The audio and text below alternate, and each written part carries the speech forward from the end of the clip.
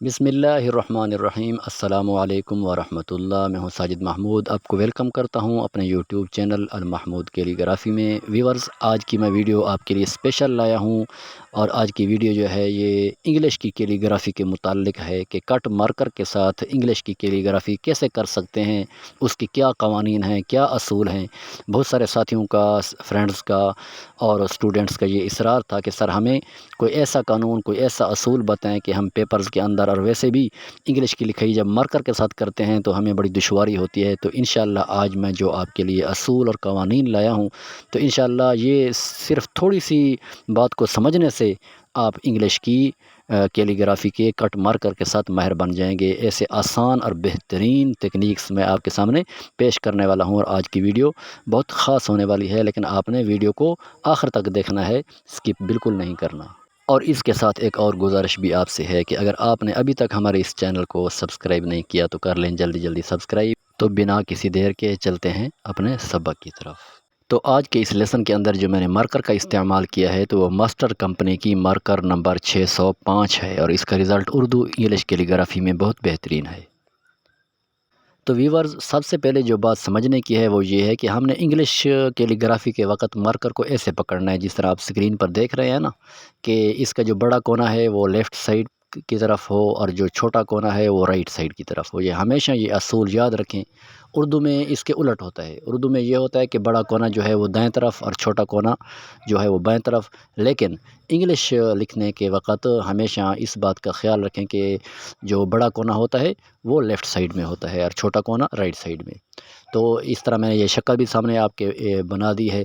تو viewers, English کی rating کے اندر دو چیزیں ہیں۔ سب سے پہلی بات تو یہ ہے کہ آپ نے اس طرح کی لائنز کی کیا کرنی ہے، مشق کرنی ہے کہ یہ سیدھی لائنز اور قط مکمل مارکر کا لگنا چاہیے۔ کہیں ایسا نہ ہو کہ کہیں پر اٹھ رہا ہے، کہیں پر لگ رہا ہے۔ یہ سیدھا اس طرح بالکل مکمل قط کے ساتھ آپ نے اس طرح کیا لگانی ہے، لکیریں لگانی ہے، اور اس کی خوب مشق کرنی ہے۔ پہلے مکمل لکیریں لگانی ہے، پھر اس کے بعد آپ نے نصف نصف لکیریں لگانی ہیں، اور اس کی خوب مشق کرنی ہے۔ آپ کی یعنی کہ ریٹنگ کے اندر نکھار پیدا ہوگا۔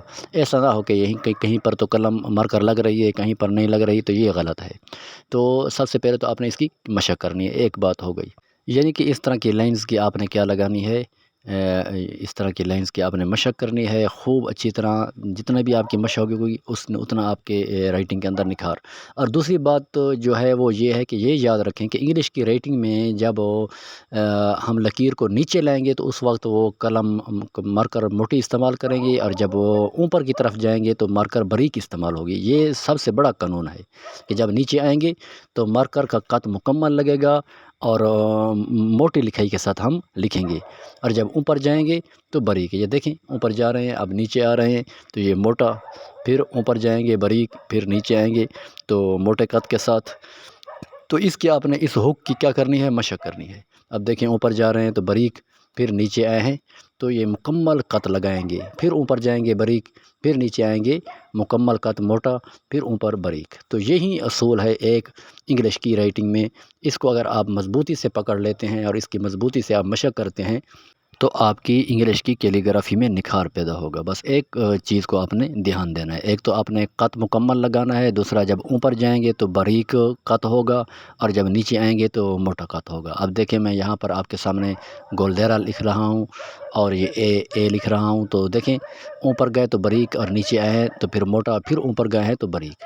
اس چیز کو آپ نے ذہن میں رکھنا ہے، اور اسی کی آپ نے کرنی ہے مشق۔ اب یہاں پر میں آپ کو مشق کے کچھ طریقے بتا رہا ہوں کہ آپ نے اسی طرح۔ اب دیکھیں، میں بڑا اے لکھ رہا ہوں، تو جب اوپر ہم گئے ہیں تو باریک لکھا، جب نیچے آئے ہیں تو موٹا، اور سٹریٹ لائن جو ہوتی ہے وہ ہمیشہ باریک ہوتی ہے۔